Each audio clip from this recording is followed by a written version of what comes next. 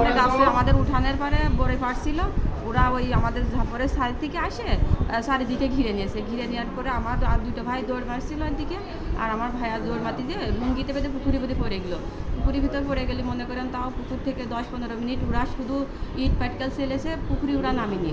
তারপরে নামার না পরে আমার ভাই যখনই উঠে আসলে মনে করে আমরা অনেক ঠেকাইছি, ঠেকাঠেকি করছি।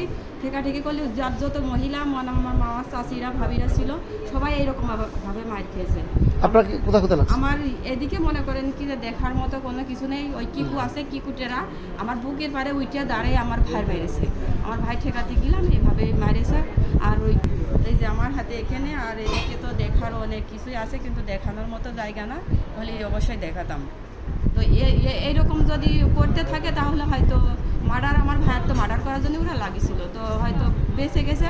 বাট পরবর্তীতে যাতে এরকম না হয় প্রশাসনের কাছে আমার এইটাই করতেছি। এটাই কিকু, মিরাজ, তারপরে জুয়েল, তারপরে আদর, অন্তর, আকাশ, এইগুলোর আমরা চাই কি যে এগুলোর একটা হোক।